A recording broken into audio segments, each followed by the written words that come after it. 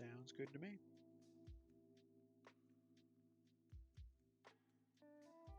Are you dealing with Cat, Drew? Yeah, sorry. I just was checking if you were good. Yeah, I'm good. Alrighty. So you guys spend the rest of the afternoon and into the evening traveling westward. The Howling Pass, although it's a fairly sizable mountain valley that sort of carves between these two different biomes, it's not terribly big north to south. You could go from one side of the valley to the other fairly quickly within half a day. So it doesn't take you too much navigating or too much hardship just heading westward. So I don't need to make you have you guys make any sort of intense survival checks. But do you have anything you guys would like to do that first night? Any discussions you want to have, like at a campfire situation, or do you want to just speed on towards the town?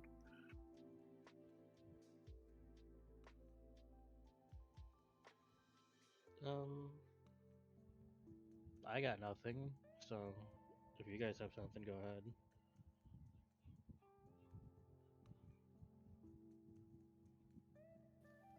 I can attempt to dispense some words of wisdom on how to best survive the veil.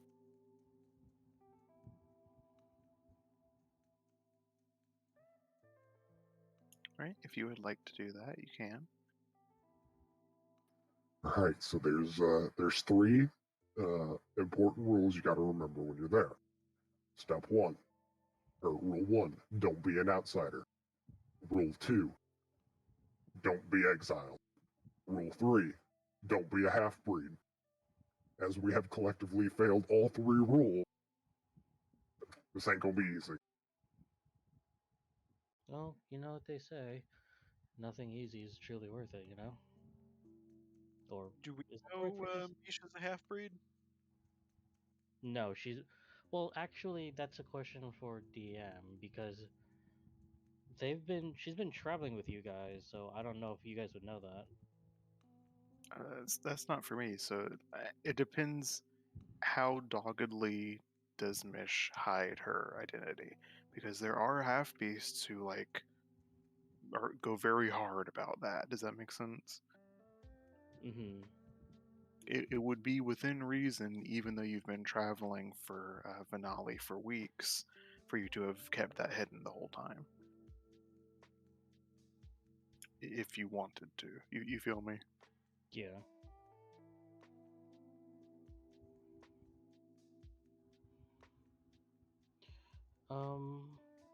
I guess I want to say like they have an inkling, but like they've never actually seen it because one, she doesn't really like having her attributes out in the open, and she's always wearing a hat of some kind. Suggestions, but nothing concrete. Yeah. However, for the sake of the joke by the bear, you have Cicero with you, who is a half breed. Yeah.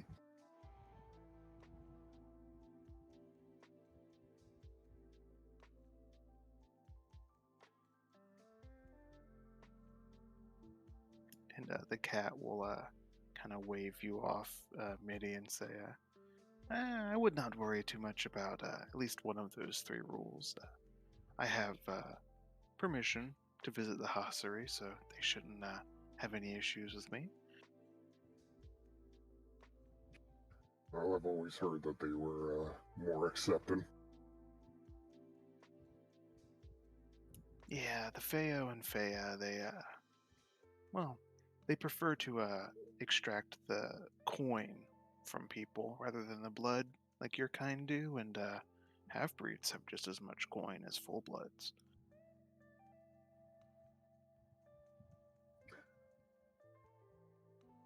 So I take it you're a frequent merchant there then? Merchant is, well, I wouldn't say it's close. It's frankly the wrong term. I do some work for the soft paws, and I've done some work for other tribes in the past, so they keep me around.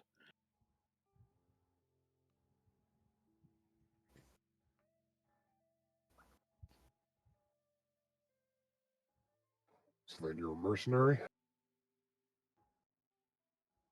Yeah, we'll call it that. And sell sword and the other things I do that aren't sword related.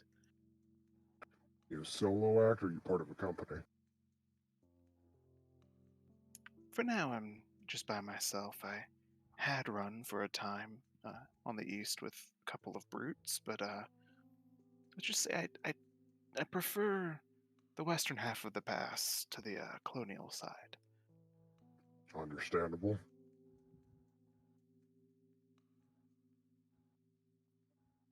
Brought you The out What was that answer? So what brought you out there now? Oh, I still work for the soft paws, but she allowed me to do a few favors for the colonials out at Scorn since they're so close, and it keeps them off her back.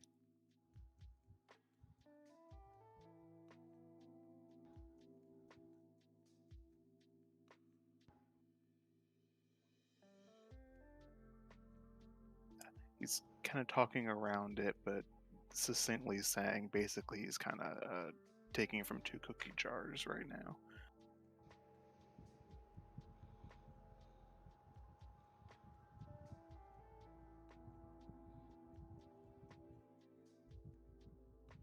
Just in case I might have missed it, did he ever clarify who he meant when, like, right now he had just said, she allows me? Do we know who the she is, or has that not been expressed? Let's see. You said you would have passed through this area before, MIDI, right? Yeah. Make me just like just a straight intelligence check if you can.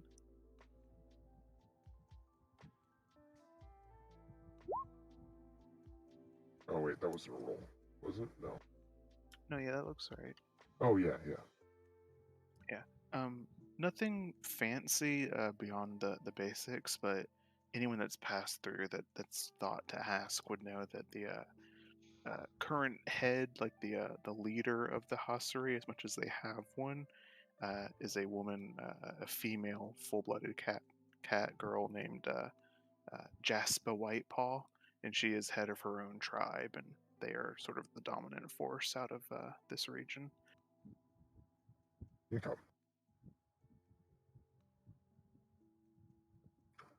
So you're referring to Jasper then?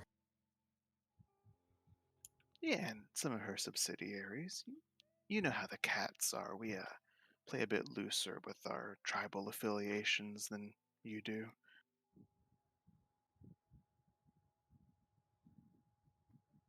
Well, finicky is one way to describe the cat folk, but whatever works.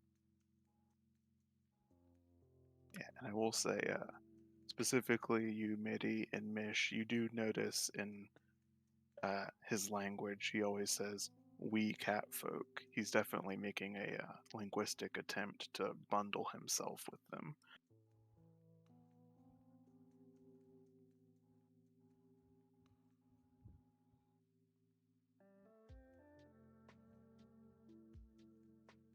But let's see. Following your three rules, given that you've asked me my life story, what did you do to get exiled? Oh, well, nothing too fancy. Well,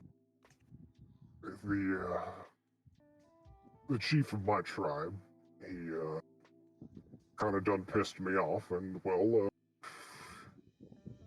there's a place for dealing with those, and apparently the Grove isn't one of those places. Took his eye and was, then thoroughly, excommunicated from the Grove. The Grove. You did that on the Sacred Mountain? Yep. Coward thought he'd be safe there. VI tells that story. You're either very brave or very stupid, my friend. Well, let's just say I didn't have a clear head when I decided to go down that path. Just to be clear, you attacked the leader of your tribe on a sacred mountain where violence isn't allowed, and you're lecturing us on building a treehouse on a tree? Yeah, but different circumstances. You know, it's not an apples to oranges comparison here. More so, well, he was a damned coward. He killed my pa, and he thought he could run to safety. Granted, I guess the druids weren't too happy about it, and they didn't really care about my explanation. Yeah, Cicero just sort of laughs wryly to himself. Yeah, no, I don't think the Grove Tenders would have appreciated that one. No, neither did the spirits. Left me with a gift of their own on my way out.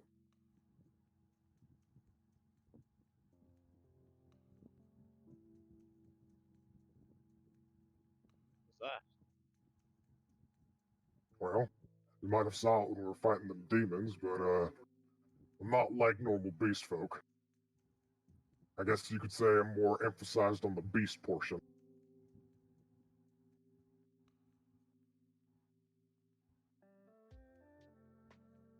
Huh. Yeah, here I thought just all you were so were that ugly.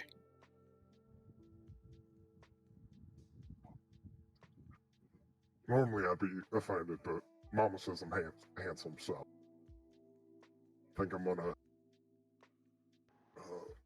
put more stock into her word than yours. It's all in banter anyway, my friend. You know, your kind just doesn't come out this far east normally, and it's you don't often expose yourselves to our mocking tongues. Yeah, I can imagine that the rest of my kind don't really have a sense of humor. Nope, especially not the whites, although given that they don't ever come down from Neverreach, probably for the best for all of us. I can't say I ever met one of them, but I reckon they'd be a good scrap.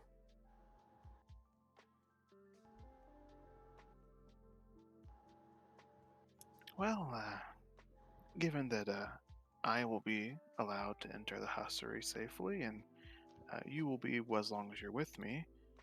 After that point, however, you have an exiled bearkin with you and a bunch of outsiders who are not welcome in the cradle. So, I hope you have a very good plan for how you're going to be searching around these sacred groves without getting your heads chopped off.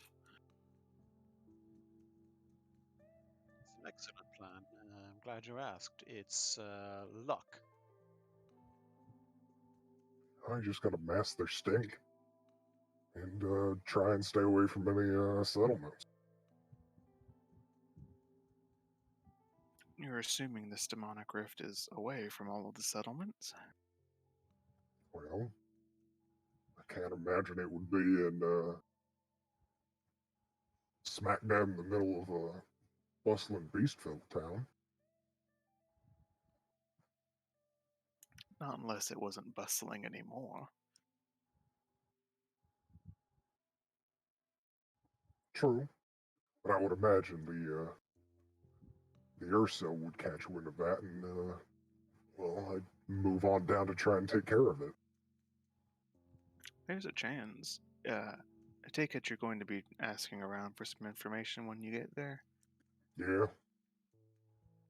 My advice to you then, if you can't get up the chain right to start with and get one of the white paws or soft paws on your side, maybe try and see if you can get a hold of a grove tender. The druids tend to, they got a feel for what's going on in the land. They might be able to help.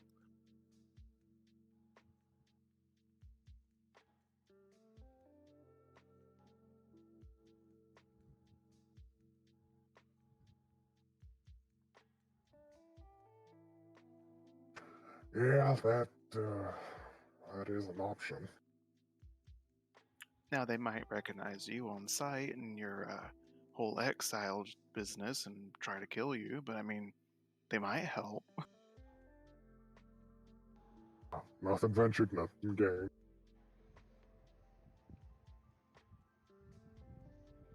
No, worst case scenario, we just start an international incident and we go to war like they were basically already getting ready to do anyway.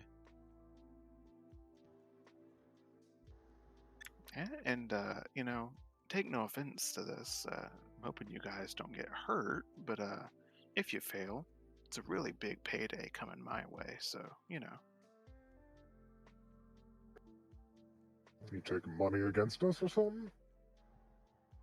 well, no, but you know, I got an in with Edis. I got an in with the Bright Paws, and sorry, I said Bright Paw, the Soft Paws, and you know, if there's a fighting to be had, then that's money I'm getting from both sides. Fair enough. It's a good angle to have to play both sides against the middle. Just be careful not to get caught in the middle. Yeah, I mean, sound advice, but at the moment, the one who's in the middle of it, as far as I can see, is you all.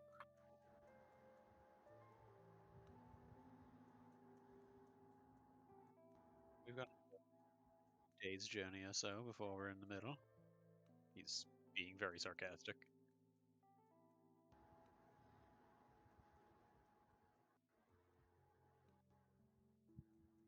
Well, is there any other business or conversations to be had this night?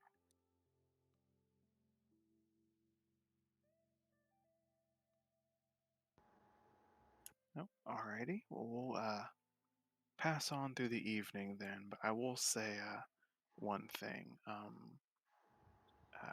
Tabitha, when you settle down for the evening, I'm assuming it wouldn't be out of character for you to look through your book now that it's been returned to you. I don't know, she'll definitely be like jotting some notes down about what's happened the past few days, and yeah, look through it. Okay. At the end of the last entry you left in it, starting on like the very next page, there is one notation, a single line that you did not make in it that has been added since it was taken from your person the other evening when you were caught, and it's in a handwriting that you don't recognize but immediately feel comfortable with, as it says. In just 4 words, or sorry, I can't count, but sorry, it says, "You are not a witch."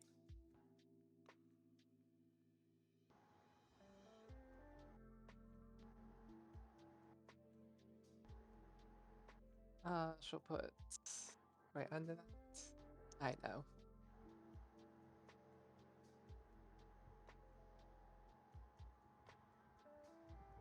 Alrighty, if I can learn to count, that will be helpful.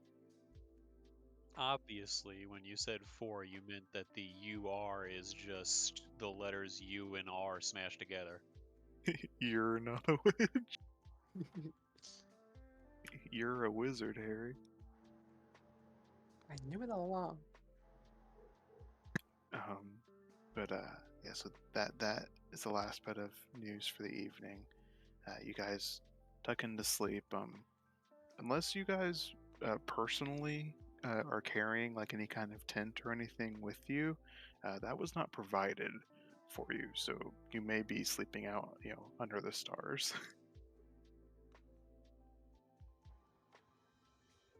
I'm okay with that. As long as it's not raining. He has a tent. Oh, you do? Yeah, I picked one out, so Me and one other person, because it's a two-person group, I believe. Okay, so who are you bunking with?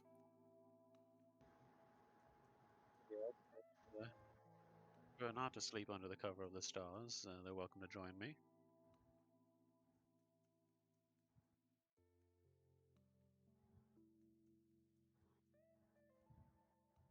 No takers. All the more room for me then. Punch over. Punch over.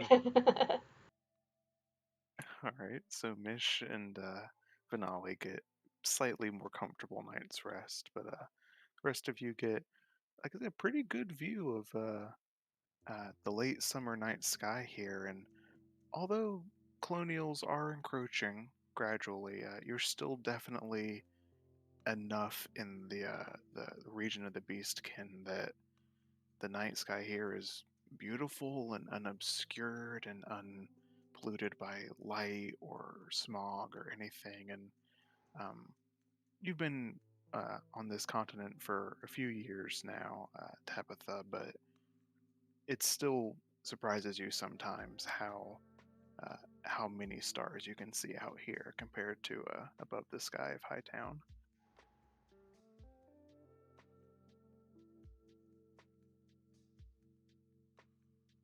Yeah, she'll just take in the view for like a minute or two before like something down like at the base of a tree.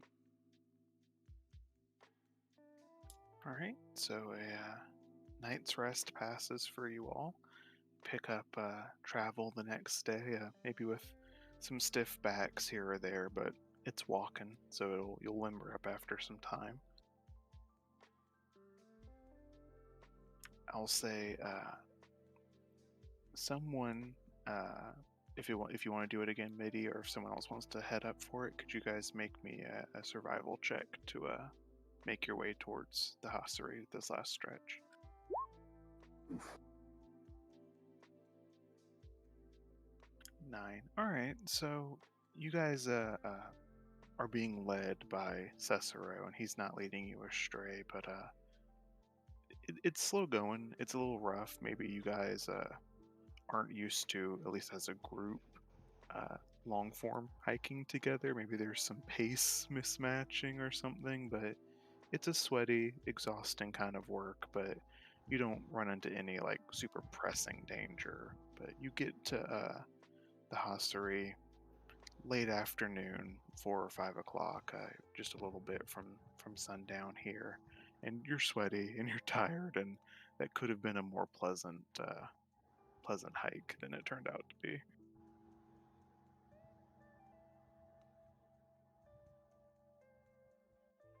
So the hostelry that lies before you, you are uphill from it as you're coming down the pass. It seems that this far to the western edge of the Howling Pass, the valley begins to dip down into what the beast can refer to as the cradle. This like nest of lowlands between all these different mountain ranges. So you're looking down at the Hassery. And what you see down there is, for some of you, a very exotic and unique experience.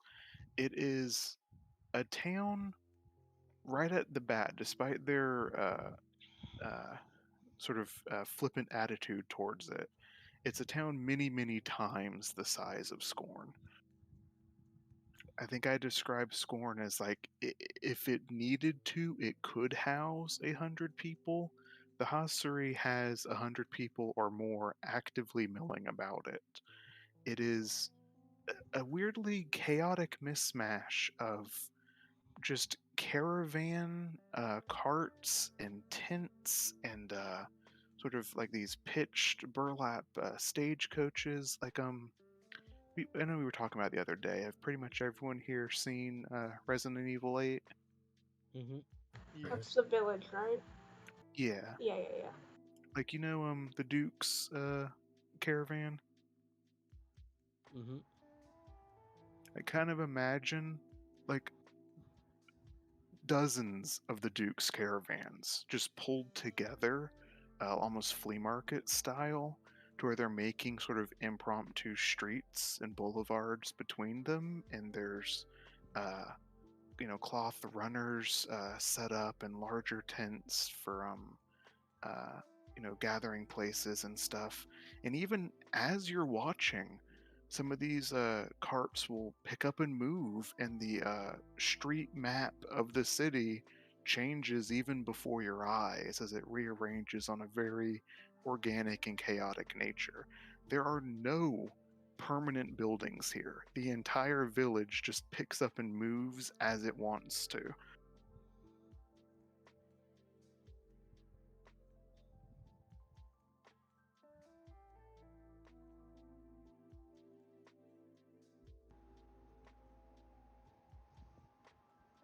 This is Huh. certainly interesting. It's homey, I guess?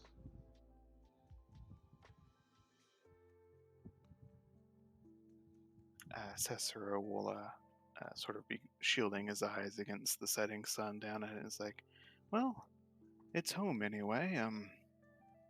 You're catching it at the beginning of summer. Wait for the harvest festival, and it'll swell to about twice this size. Okay. So what kind of harvest festival is it? I mean, just general celebration, end of season type stuff. But it's an excuse for all the different merchants of my clans to make their way here to try and sell their wares. Mm-hmm. Okay. The Hasuri lives and dies by how many people are trying to make money here. So during good financial seasons, it gets bigger, and during the quieter times, it gets smaller. Alright. Quite literally a living, breathing city.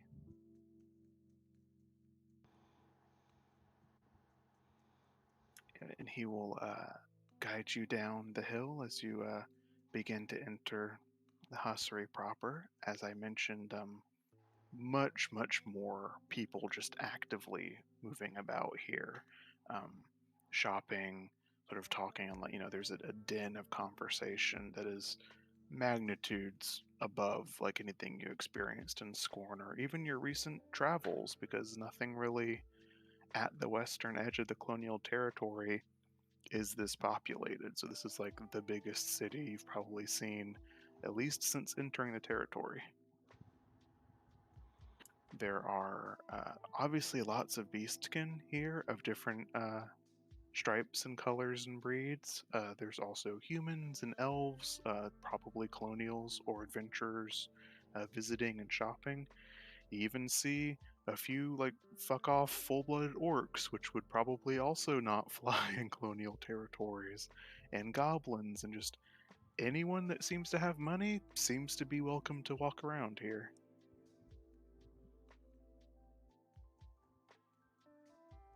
Huh.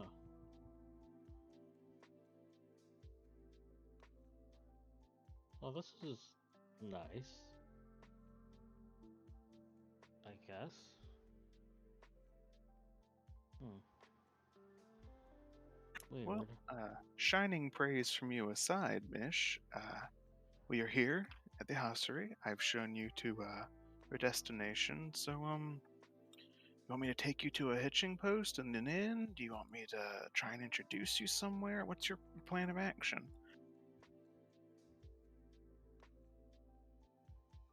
I guess for now, like, we probably like want to stitch up in an inn somewhere. Something like that. Well, we're looking for information, so the inn is usually the first place to start. All right, I can do that. You'll just follow me. And he begins to lead you down one of the main thoroughfares. Again, there's carts and like almost like pseudo carnival stands, like street vendor style, on like both sides of you as you pass, that are like making the walls of this maze essentially. There are people, calling out, advertising different foodstuffs of, candied apples or cooked peanuts or things like that. People selling practical goods, a rope, backpacks, different kinds of kits or survival goods.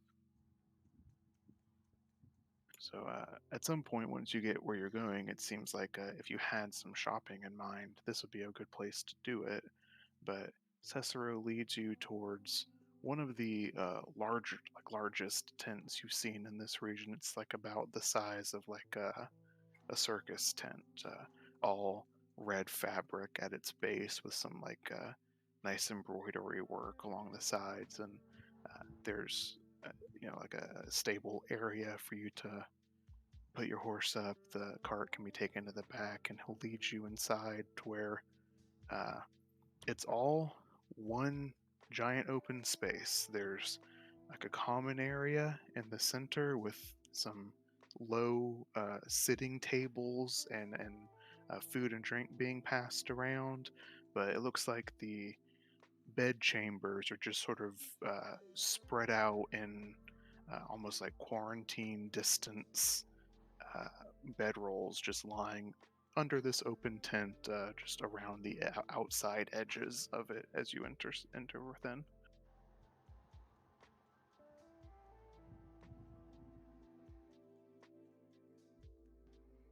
Hmm.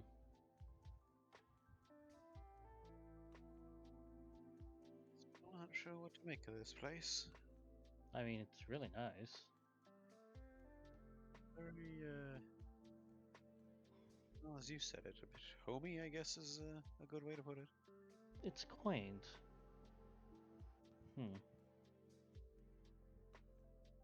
So, like, I've never actually seen something like this. I wouldn't. Okay, to be honest, I never actually thought I'd find something like, you know. Can you pull up the map? Yeah.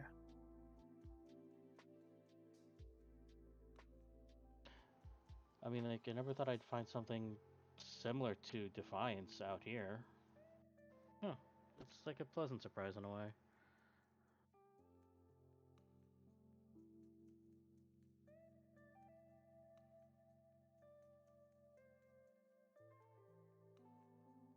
Well, this here is the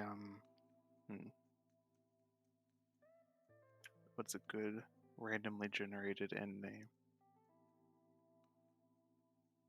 This is the Leaping Lizard Tavern and Inn for you. You're welcome to stay here. Um, I don't know how good information you'll get. I don't know who's exactly staying here, but this is one of the nicer places, and you get your own bedroll. So feel free to bed down here for as long as you're going to stay in the hostelry. Heck yeah.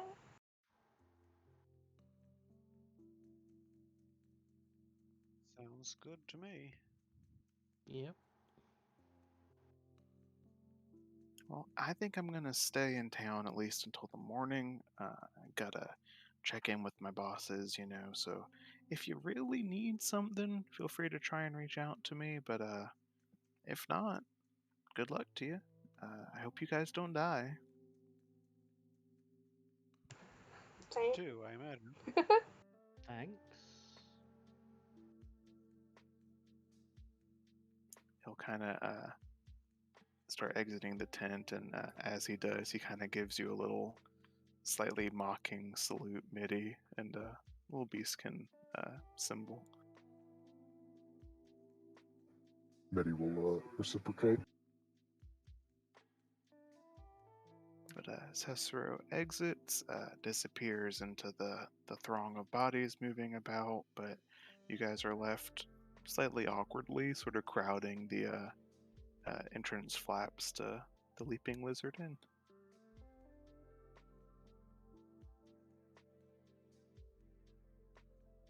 Oh. Hmm. We might as well, right?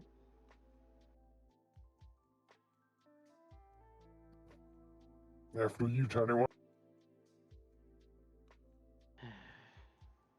And Mish will just sigh, alright. And she'll walk into the inn. Okay, it's as I described visually, and There's not like a ton of people sleeping around it quite yet, but the center eating area is pretty full and bustling, and there's definitely different kinds of people moving around and making conversation.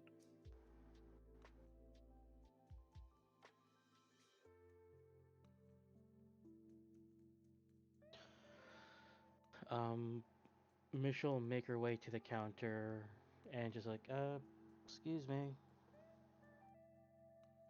It's kind of hard to tell the age with their different features, but a female full-blooded cat folk will turn and catch your or be caught. You get her attention. She's not kind of a downy tan color coat, almost like a cheetah, but without any of the spots or stuff. But towards the edges of like her cheeks and the soft spots of like under her throat and stuff, the fur goes almost more creamy color. And she will nod at you and say, "Yes, what can I do you for there, outsider?" Hi. A few friends and I need a room for the night. Well, I'm afraid you won't find any rooms here or anywhere in the hostelry, really, but if you'd like a bed, we can provide. That'll do. All right. And how many are you looking for exactly? Including myself, that's 5 of us. I take it you'll be wanting some food and supper for you. Yes, please. Put that at 3 gold, then. And Mish counts out 3 gold pieces and slides them across the table. Very well. You are welcome to stay for the evening. Could you point out your friends to me? And she points out Finale. Well, the first one she points out is Dorothy because he's just so huge. We got the big guy over there. We got Finale, the one with all the tattoos. We have Cal over there, and we have Tabitha. what? Tabitha. Tabitha. Thank you. And she she looks like she's like stammering with the name. The chick in the red dress. I keep forgetting her name. Yeah, you see the inn matron kind of look out over the group, and she kind of leaves her eyes for a few seconds on each individual. But after a moment, she'll say, "All right, you all are welcome to stay for the evening. I'm sure no one will bother you as long as you, keep the outsiders relatively away from scuffles or anything, yourself included, of course." All right, will do. Evening meal will be ready just shortly. You're welcome to come in at any time, but otherwise, please feel free to see what more our city has to offer and spend your hard-earned coin. Will do.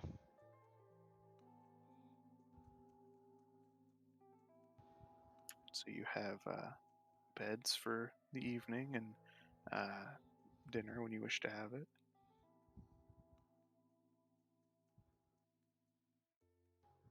You said there's still not a lot of people here, though, right?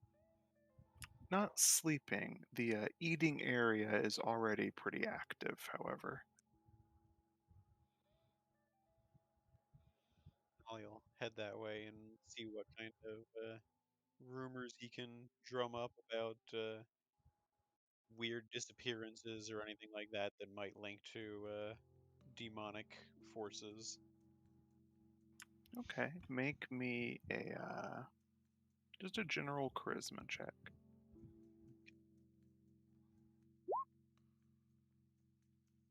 Okay, and is anyone else doing anything? No, because my charisma is horrible.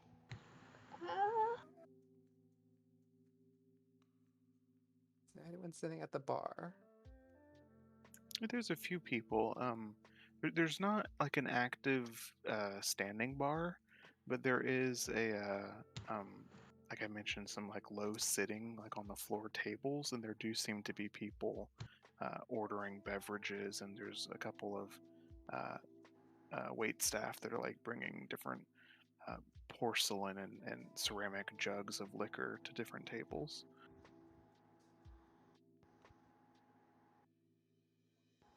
Like soldiers that I can see, per se. Like colonial soldiers, or Well, whatever like the local guard would be. local guard. I don't think you'd really be able to identify. There do seem to be, or actually, no.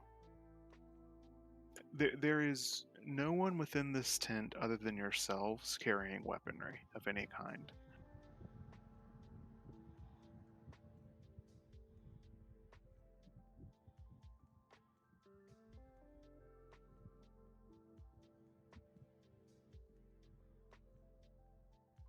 And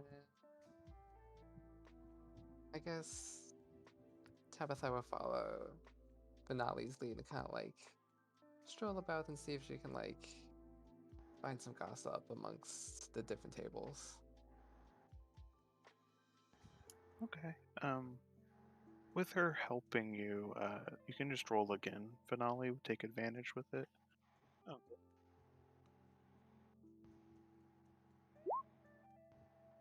A little bit better.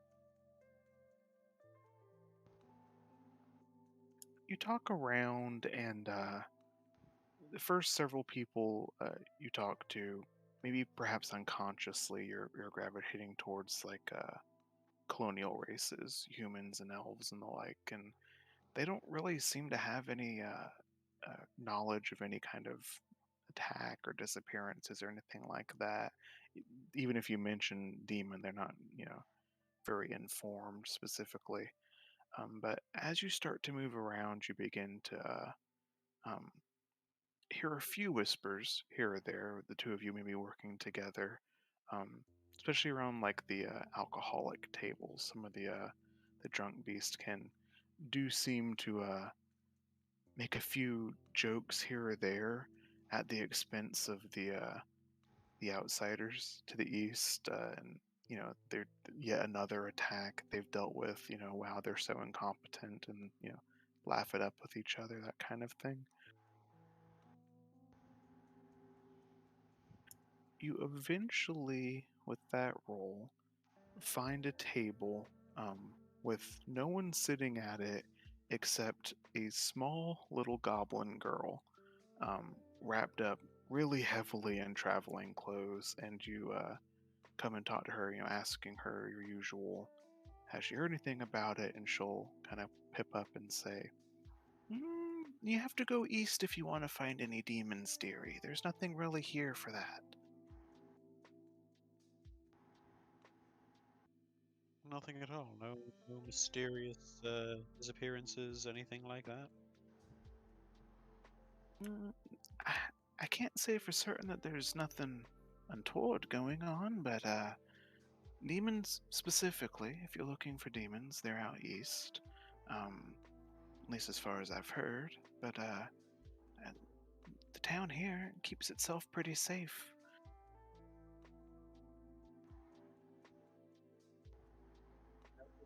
Well, safe from the demons. It seems as though they attack a bit indiscriminately. Oh, yeah, I'm sure they do, but we're here in the cradle, and the beastkin are able to protect themselves, better than any of us can. They keep this land safe.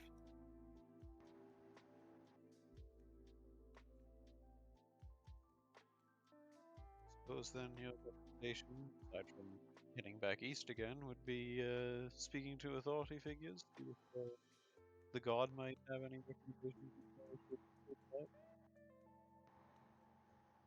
I missed the last half of what you said.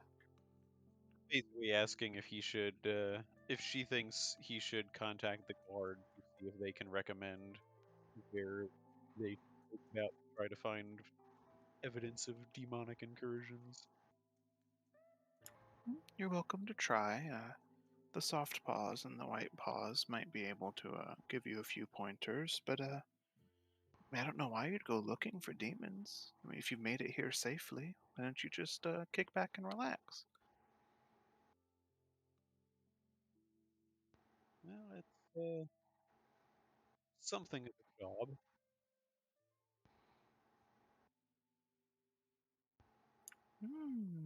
Work then. And you're hunting demons. I don't suppose you're the adventuring type, you and all of those that walked in with you. Well, I certainly consider myself one, but it's kind of a mixed up.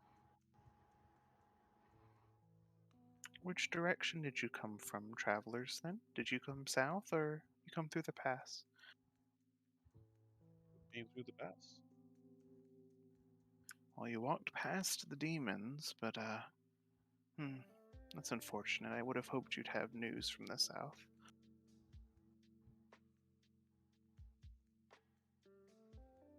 Well, I originally hail from around there, so from that speaking, I won't have recent news, but if there's anything you wish to know, I can maybe try to inform you.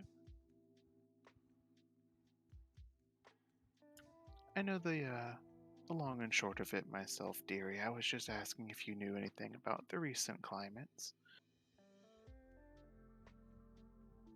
Unfortunately, it has been a while. Well, unfortunately, then, I have no question for you, and you've exhausted most of my information on the subject. No, I'm sure about that. She'll give you what should be on another race like a big toothy smile. For the goblins, it's a bit more jarring, as there is just almost shark-like field of just uneven and needle-thin teeth in her mouth, but it's a smile. Threatening, but actually a smile. Try not to be too taken aback by it and just awkwardly return the smile.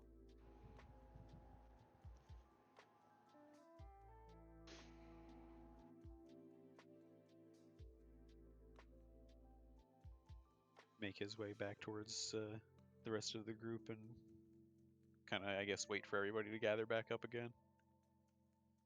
All right, so Benali and Tabitha were talking. Mish got rooms. Were Mitty or Cal doing anything? Mitty will just wander around and look at look at the city, just see what's going on.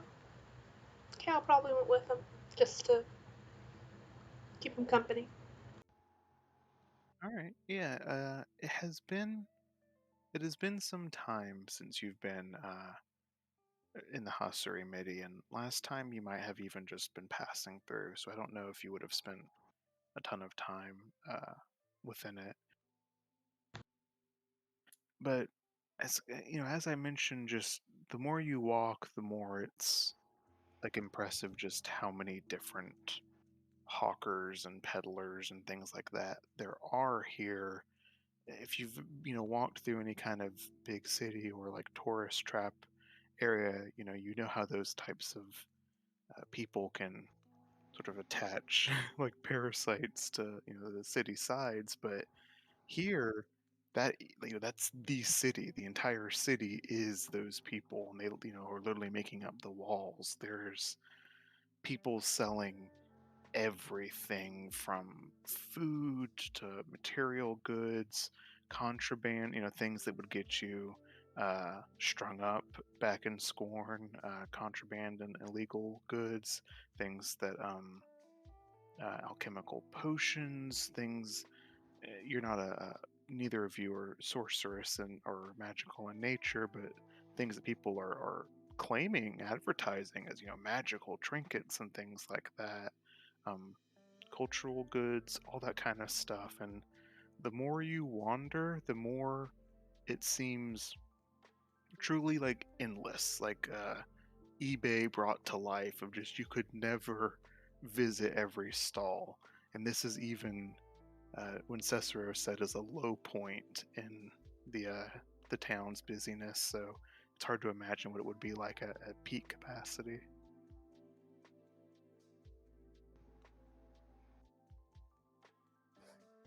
Yeah.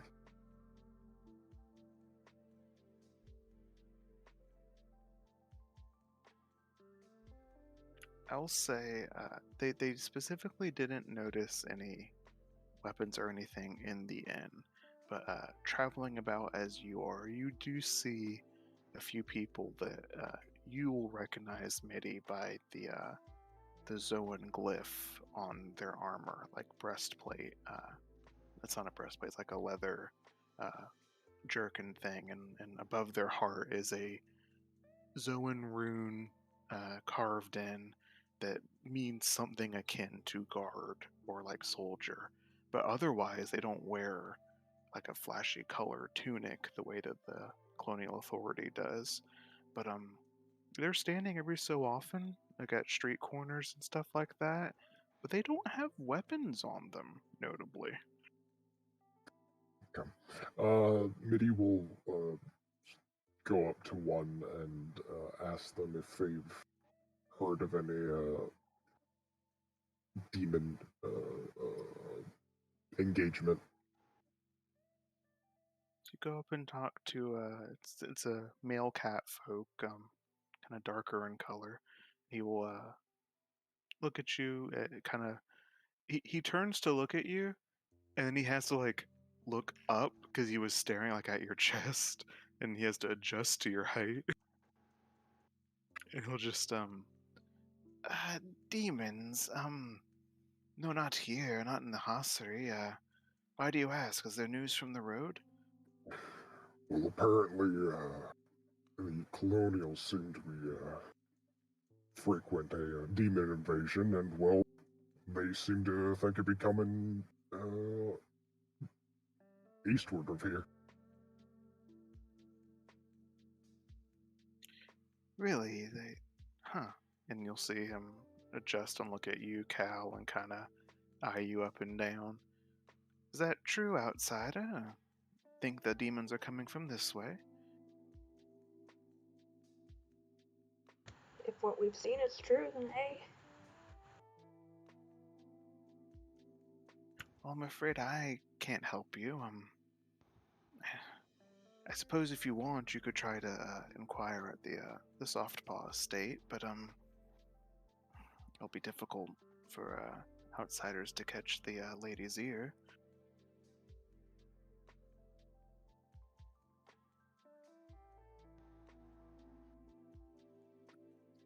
Anything we can do around town that would make it more, well, increase our chances of meeting with her? Make me a persuasion check. Oh no. Oh wow. Oh wow. The nat 18. No, that's a The nat gentle 20. Yeah, I know. That's funny. Yeah, it's weird because Midi, and you can tell even with your brief contact with him, Cal is not like an exceptionally suave or charismatic being, right?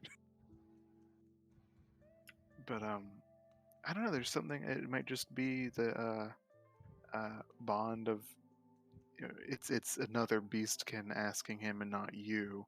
But the cat kind of considers for a little bit and he'll say, well, I shouldn't really be saying this, but there was a grove tender, I think an apprentice really, that came actually just yesterday, also trying to catch the lady's ear, and she was turned away. If you could meet with her and see if you can take care of whatever menial trouble she had, there's a chance the lady might be grateful. She'd get her out of her hair. Much appreciated. Where is this apprentice grove tender at? And what would their name be? I don't know if I I'm aware of where she's staying at, although I know that she is frequenting a local apothecary. You can find it, well, most days to the left of, and I'll give you the name of like a sundry goods store, and to the right of the name of like a almost distillery type thing. And it seems like even though their physical locations change, they try to keep like the carts to their left and the right the same, so people can find where it is. But there's an apothecary there that she frequents. But her name is Nola. Nola Pathwalker, I believe she named herself. She is an Ursa, like yourself, although I believe she's a different tribe, maybe one of the Brown. All right. Much appreciated. If you ask around, probably find her. It's your kind does stand out here, I'm afraid, friend. I would hope so. But at that, he will go back to attention. Well then, little one, should we go find this pathwalker? I suppose we shall. Then we shall go try and find this apothecary. Alright, so you two just going on your own? Yeah. Alrighty. About this time then, the other three of you will have been collected still in the inn room, and your two companions you watched go out, but they have yet to return, so probably likely that they've gotten into some either business or cavorting without you. Aww.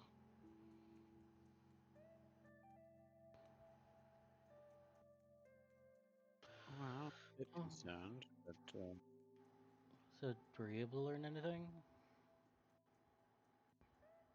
Man, I just got us a room, so.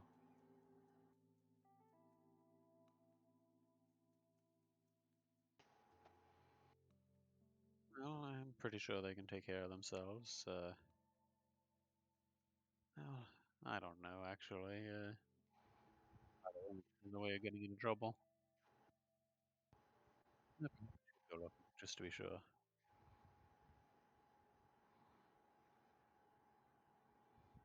I'm sorry, can you repeat that? You cut out. That either one of them has ways of getting into trouble, so perhaps we should go looking just to be sure. Yeah, sounds good.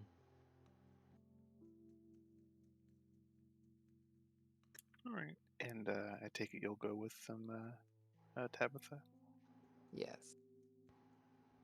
Alright, so the three of you make your own way out into the busy streets of the Hossery together and start trying to look for your companions.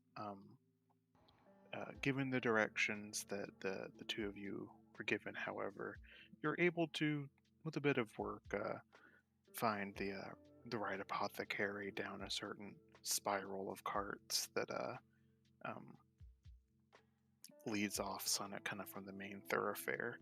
But you'll see, again, kind of like almost like the Duke's caravan of just there's a cat sitting at the open end of the cart, the two doors swung up to the left and right of her, and there is hanging from it dried herbs and roots and just all kinds of natural, very crunchy home goods stuff, right?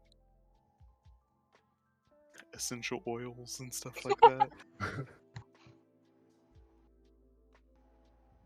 She'll kind of look up at you as you approach and call out, "Hail, would you like some essence of licorice root for your gout?" Maybe we'll look at what's your character's name again? Cal. Ow. We'll look at Cal. Do you have gout? I would hope not. Apologies.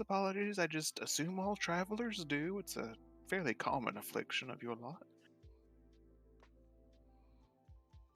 He'll kind of wave his hand as, like, okay. Perhaps essence of horn beetle for kidney problems. What do you have for a migraine?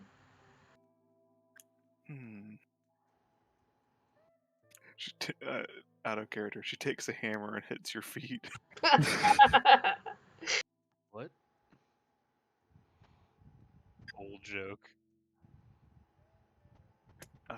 She will consider for a minute, and so you'll see her take a really knobbly, bent and craggly root that has like a tough skin on it, but you can see where it's been cut.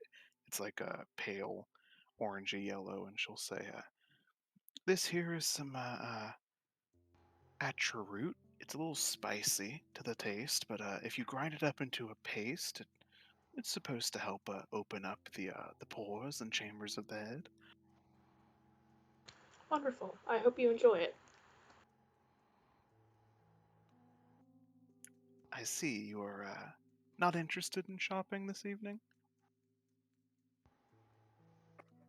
We're actually hoping that we can get some information from you. From me? Okay. What can I do for you? Well, we've heard word that there is an Ursa frequenting this place, going by the Surdane Pathwalker. Oh, you want to talk to Nola? Can I ask what business you have with her? Well, we have heard word that she's been trying to get the attention of the top cat around here, and well, we were asked to see if we can assist her. Huh. You'll see her kind of lean back through the cloth-covered opening, like deeper into the cart, and she'll kind of swivel her body to be back in there, bang on the wall a bit, and say, "Nola, dear, the officials, well, I don't know if they're official, but they finally are coming to call on you like you said they would. Wake up now, dear." She'll kind of pop her head back to you guys and say, "Just go around the back. She'll meet you over there." Sounds good. Thank you for the help.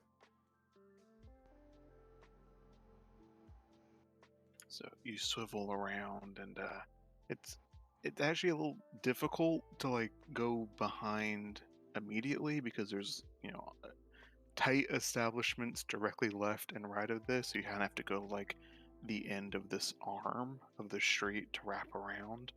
But when you finally come back there, you see coming out of the front of this wagon, wearing rather not super combat appropriate, but very decorative and like filigreed leathers with a nice forest green cloak pulled over her, a much smaller than Mitty, brown bear, female, Ursa. She kind of steps down, and she's easily a good. She's still taller than you, Cal, but like head shorter than Mitty. As she kind of dusts herself off and looks at you two and says, "Oh, finally! Thank goodness that the Soft Paws finally got a hold of me. Um, do you bring word, official?" Uh, Not necessarily. We were told by one of the guards around here just to see if we could help you. So, to spare the top cat some time. Oh, and you see her kind of like deflate very like openly, her disappointment worn all over her face as she kind of leans in on herself. "Oh, okay. I thought you had come to bring her answer. Even if it had been bad, it would have been nice to have heard." Sorry about that. What is there something that we could help you with though?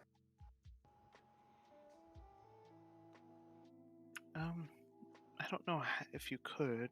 I can't see how, but I'm an apprentice grove tender, and my master has gone missing north of here, and I had hoped the lady would be able to help me bring her back.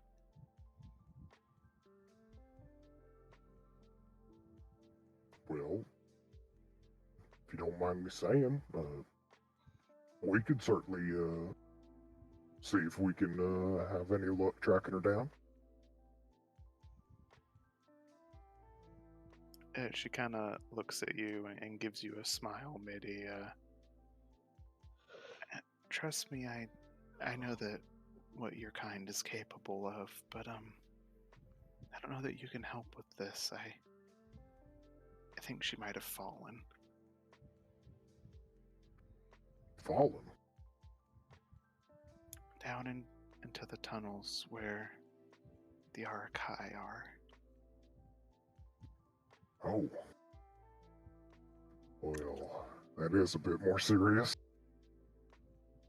And turning camera point around, the other three of you are wandering looking for your two missing companions, and you're kind of meandering through the streets when actually ahead of you it begins to like calm down, and people stop talking so loudly and moving so rambunctiously, and as you watch, uh, the crowd of people kind of begins to part like Red Sea style, with people demurring to the left or right up against the carts and leaving the center of the road clear.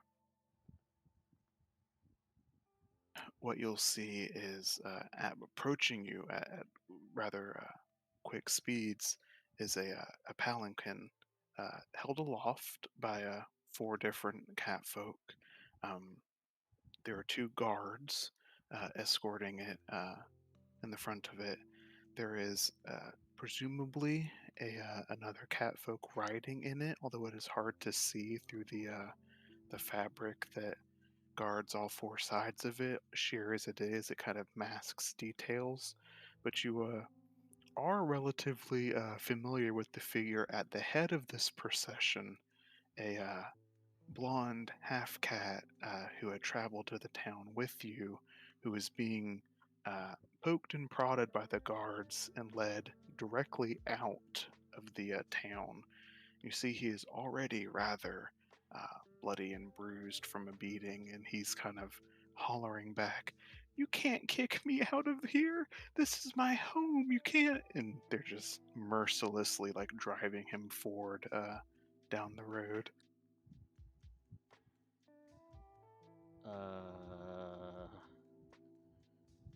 Feel like we should do something about this, but by the same token, we have no idea what's going on. Yeah, that and that was kind of out of nowhere, to be honest. Eventually, they get to the sort of end of this main thoroughfare, this artery of the complex, and the guards bodily shove Cicero down and out of the sort of entry gate area, and as he's crumpled on the ground, finally, at last, you see the fabric part of the palanquin, and a gorgeously, it's a cat fur, but very well groomed. Like if it was an actual house cat, you can just, it's the kind of fur you could tell is silky by looking at it, if you guys feel me. Very smooth velvet cat fur. It's all black and just luxurious in her thin proportions, except for beneath her wrists, where her hands turn suddenly and starkly white as she just parts the edge of the curtain and leans out her head and says, "Cicero, you are hereby banished from the Hassery.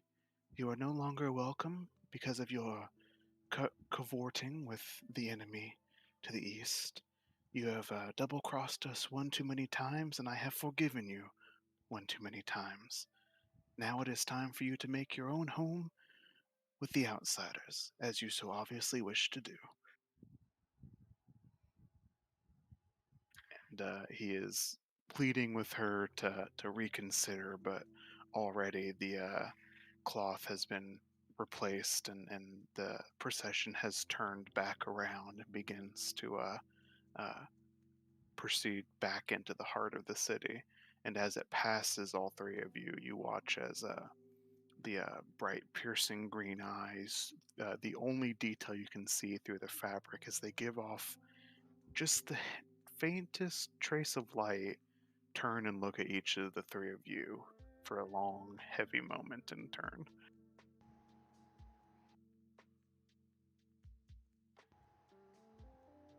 Now, I'm certainly glad we didn't intervene, knowing that we would have been crossing the leader of this city directly. Yeah. Huh. Hey, wait a minute. And then she'll just wait for her to leave, but like she looks as if like she realized something. Mm-hmm. Wait. You don't like she leans in towards Vinali, like trying to get his ear or just to whisper to him. What is it? You don't think she found out about his, business practices, right?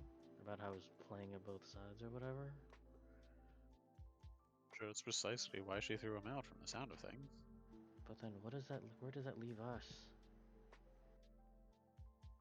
Like, we were seen walking in with him. Precariously positioned, to be sure, but we haven't been thrown out yet. And given the way she looked us over, I'm certain she knows who we are. Hmm. If Cicero can be taken at his word, it sounds as though if we've the money, we are welcome here.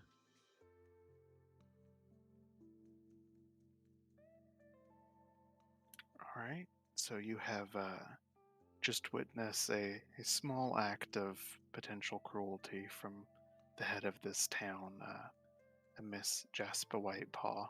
And across from you all, in another section of it, two of your companions are learning of the grim fate of a certain Grove Warden as she has fallen into the dark reaches beneath the cradle, where beastkin dare not go. And that is where we will end tonight's session.